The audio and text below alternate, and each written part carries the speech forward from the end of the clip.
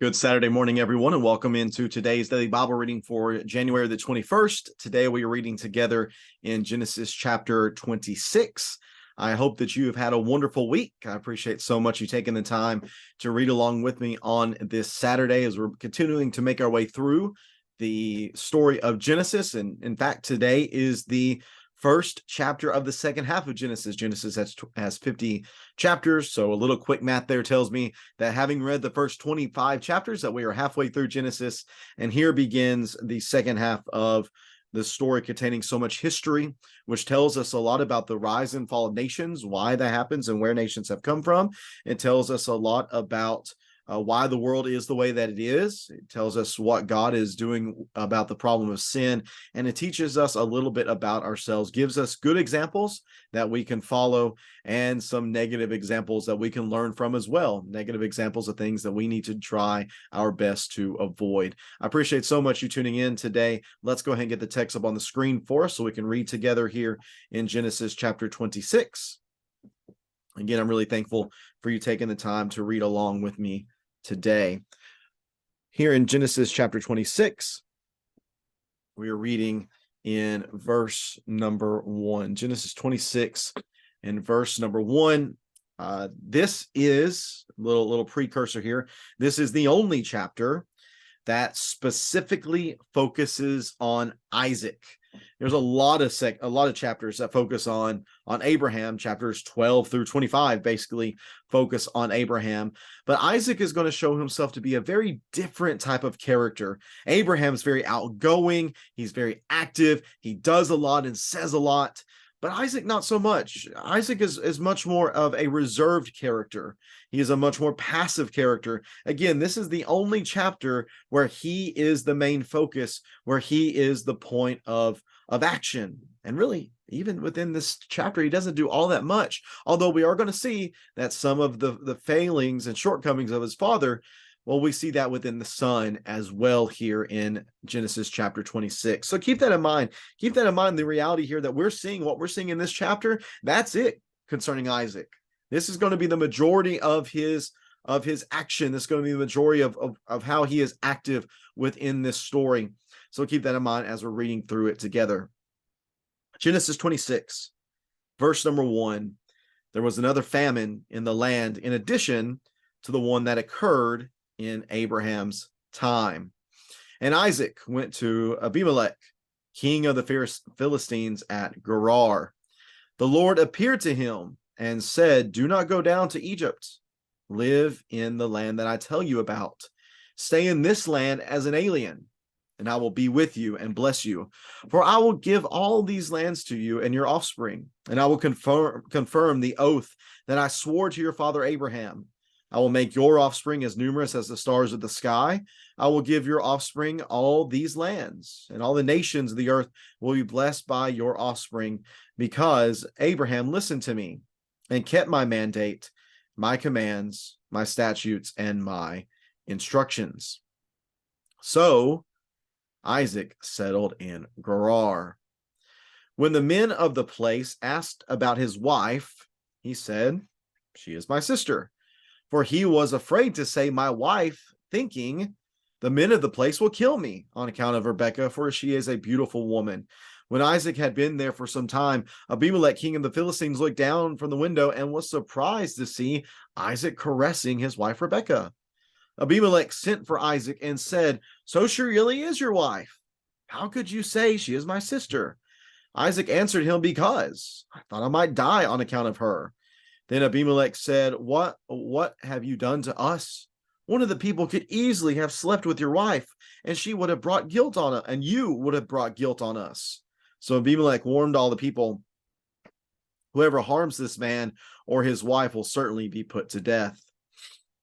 Isaac sowed seed in that land, and in that year he reaped 100 times what was sown.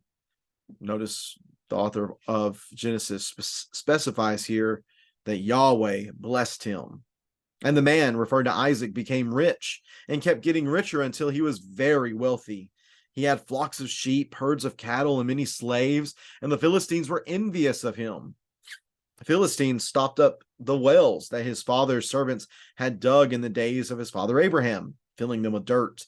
And Abimelech said to Isaac, "Leave us, for you are much too powerful for us." So Isaac left there and camped in Gerar Valley and lived there. Isaac reopened the wells that he had dug in the days of his father Abraham, and that the Philistines had stopped up after Abraham died. And he gave them the same names his father had given them. Then Isaac's servants dug in the valley and found a well of spring water there. But the herdsmen of Gerar quarreled with Abraham's herdsmen and said, "The water is ours." So he named the well Esek, because he argued with them. Then they dug another well and quarreled over that one also. So he named it Sitnah. He moved from there and dug another, and they did not quarrel over it. He named it Rehoboth and said, "For now the Lord, now Yahweh, has made space for us, and we will be fruitful in the lands." From there, verse 23, he went to Beersheba, and the Lord appeared to him that night and said, "I am the God of your father Abraham. Do not be afraid, for I am with you. I will bless you and multiply your offspring because of my servant Abraham." So he built an altar there, called on the name of Yahweh, and pitched his tent there. Isaac's servants also dug a well there. Now Abimelech came to him from Gerar, and Ahuzzath, his advisor, and Phicol, the commander of his army. Isaac said to them, "Why have you come to me? You hated me and sent me away from you." They replied, "We have clearly seen how Yahweh has been with you. We think there should be an oath between two parties, between us and you. Let us make a covenant with you. You will not harm us, just as we have not harmed you, but have done only what was good to you, sending you away in peace. You are now blessed by the Lord." So he prepared a banquet for them, and they ate and drank. They got up early in the morning and swore an oath to each other. Isaac sent them on their way, and they left him in peace. On that same day, Isaac's servants came to tell him about the well they had dug, saying to him, "We have found water." He called it Sheba. Therefore, the name of the city is still Beersheba today.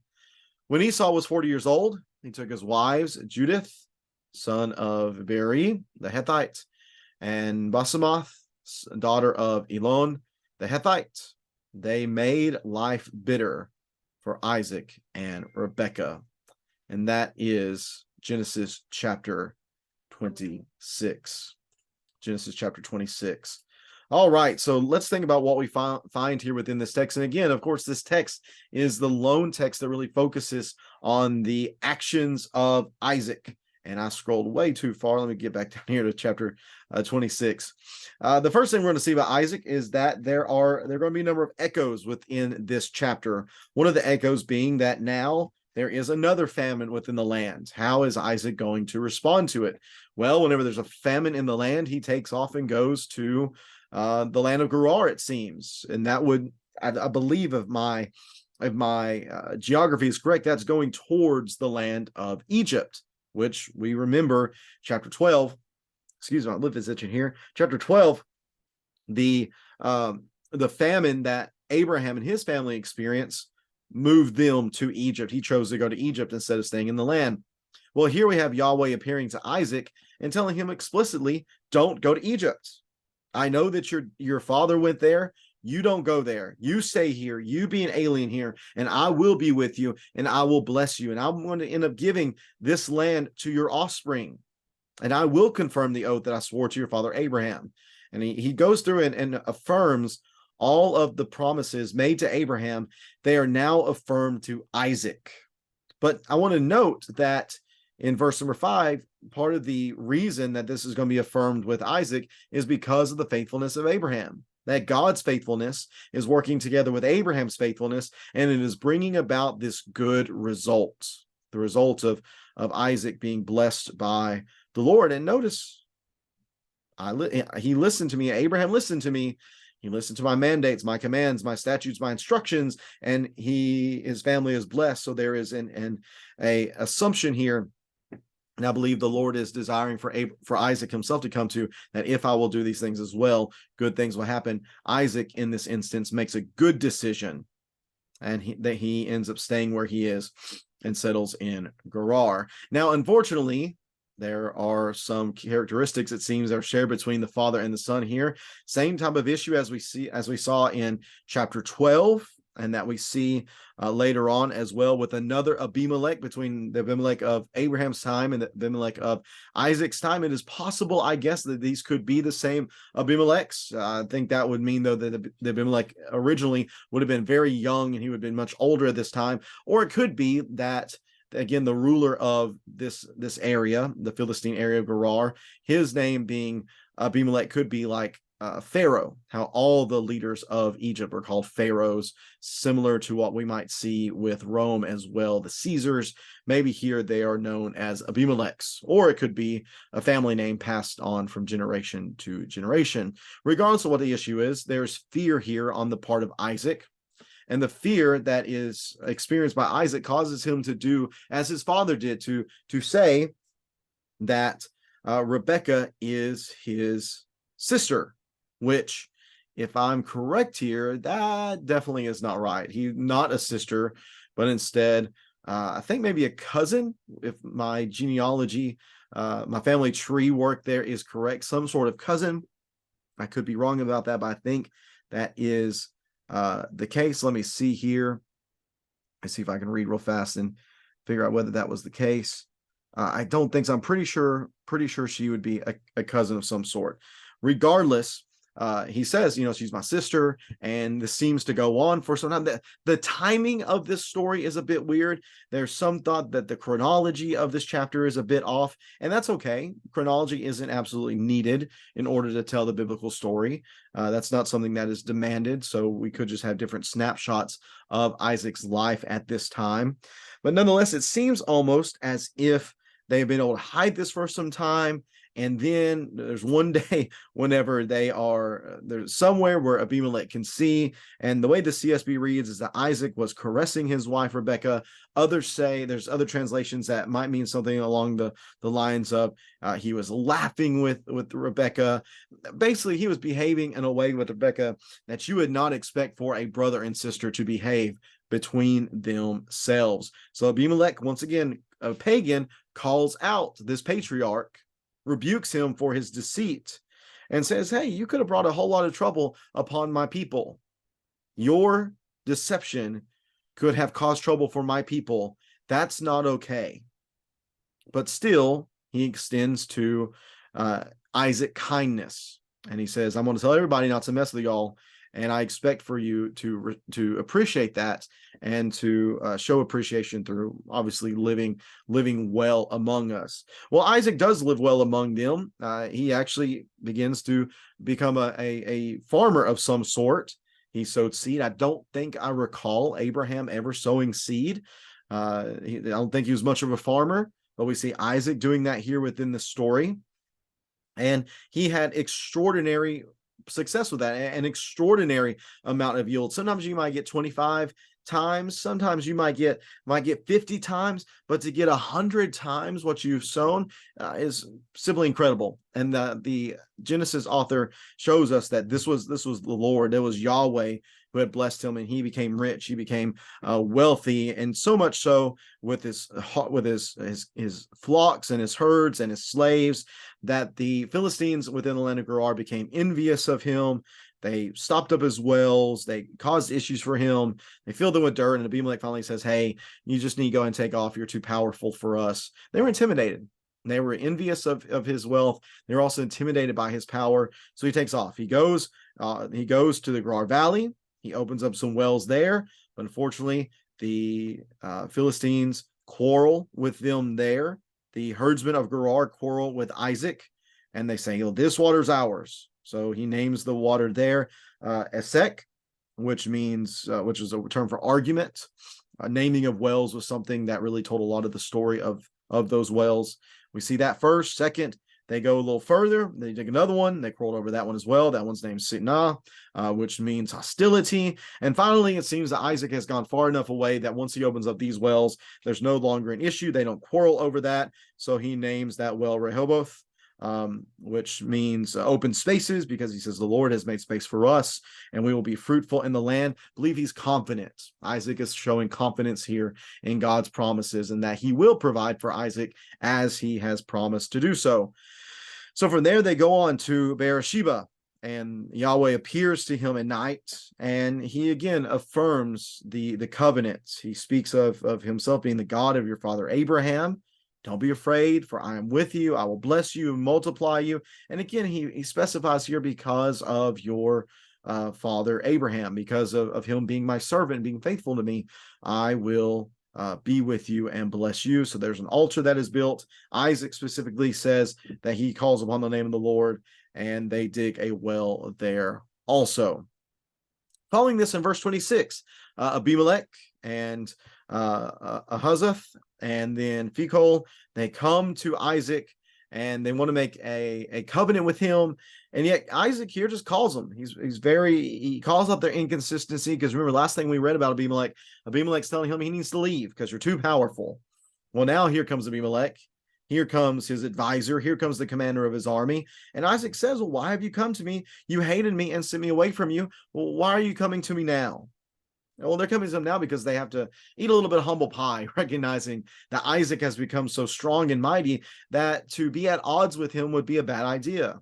So they want to come and to make an oath between the two of them, to make a covenant, because they say, we clearly have seen how the Lord has been with you, how Yahweh has been with you. Again, it's not a good idea to be on bad terms with someone who is a blessed man. So they ask, you don't harm us. We don't harm you, as we said we're not going to do. We've sent you away in peace. We've done what is right. Let's make a covenant. And so they do that. They do that very thing. There's a banquet that is prepared. They eat and drink together, which again is a symbol of community. It was often a sign of welcoming someone into the family. It was a sign of unity and fellowship and togetherness. So they did that. They ate. They got up in the morning. They swore their oath. They sent them on the way. And Isaac continues to have success. They find more well. They find more water. He calls that well Sheba, which is the well of the oath, again, remembering what took place at that particular well, which was this oath. And they go on from there. The chapter ends in verses 34 and 35, which shifts the focus to Esau. Esau was 40 years old, and he took 2 wives for himself, both of them Hethite women. There is Judith and Basemath. And again, they're Hethite women. They're not from the family. They're not from Abraham's descendants. And that certainly shows the disregard that Esau has for the covenant that his family has with God. Again, whenever we think about Abraham finding a wife for his son Isaac, don't find them from among the Philistines. Go find them among my people. Whenever you think about the descendants that Abraham had with other women, he sent them away because this is the land of the covenant that God has made with my descendants through Isaac. So where Abraham was constantly focused on the covenant, and where Isaac seems for the most part to have that mindset as well, Esau could not care less. He was very much only concerned with the here and now, with what was temporal. He was not spiritually focused whatsoever. And guess what? That caused problems within his family, for these 2 women made life bitter for Isaac and Rebekah. How so? Well, maybe it was because he forwent, I guess would be the term there. He forwent any possible arranged marriage that could have kept this relationship within the family. And you got to think about it. They're coming from 2 completely different backgrounds. One, the family of Isaac being worshipers of Yahweh, these Hethite women being pagans and not worshiping Yahweh, and that would certainly cause problems. And we're going to see more problems continue to arise within this family because of various issues, whether it be deceit, whether it be favoritism, whether it be just temporary focused over the spiritual. We're going to continue to see that as we go throughout this text, specifically tomorrow as we get into chapter 27. One thing I do want to think about to take away from this text is while I believe it is clear that Isaac is a much more passive person than his father Abraham was, I do want to show, I do want to admit that some of this passivity, there we go, I believe is the right word, could also be described as meekness. You know, Isaac has shown himself to be very strong. Again, he has flocks, he has herds, many slaves, and the Philistines are envious of him. They begin to make trouble for him. How easy would it have been for Isaac to just step up with his great strength, with his great force, and just shut the whole thing down? He probably could have done that. But instead of doing that, he shows meekness and just moving on to the next spot. There's trouble here with this well. He says, okay, that's fine. I'll go on to the next. Trouble there with that well is with that well too. He moves on to the next. He shows great meekness. A wonderful quote from a commentator named Leupold is this. He said of Isaac, taking this chapter and drawing some conclusions from it, he said that power was safe in the hands of Isaac. Power was safe in the hands of Isaac. You know, that makes me think a whole lot about our studies in biblical leadership, and specifically something that Bill said this past Wednesday in our class, Bill Watkins. He said that, you know, you really want to learn about somebody, give them some power, give them some authority, give them some influence. And I think Leupold makes a great point here that whenever it came to Isaac and the power and the authority and influence that he had, he wasn't going to abuse that. He could very well, again, have stood up and turned back those who were trying to make life difficult for him, but he didn't do that. He didn't do that at all. He just he did not consider an offense, something to respond to. He went on his way, kept the peace as long as he could, and things seem to go decently well for him. We see that eventually that the two parties do come together and make a covenant and peace is established. So I think that's a great lesson for us. We don't always have to count every offense. We don't always have to get what's right for us. We don't always have to fight back. We could show some meekness and just, again, don't consider an offense. It's part of what love does. Love allows things to go sometimes. And I think that's a good lesson for us. Can it be said of us that power is safe in our hands? Is power safe in our hands? Is influence, is authority safe in our hands? I hope so, because that shows that we have the good godly characteristic of meekness. And that is something that I have great confidence that God will bless us for. I appreciate so much for you tuning into this reading on this Saturday. Hope you have a great rest of your Saturday. We're looking forward to being with everyone in the morning as we come together for our Bible study and our worship assembly. But also we'll have another reading in the morning. We'll go live at 8 a.m. Hope you can tune in for that as we read together from Genesis chapter 27. Take care and God bless.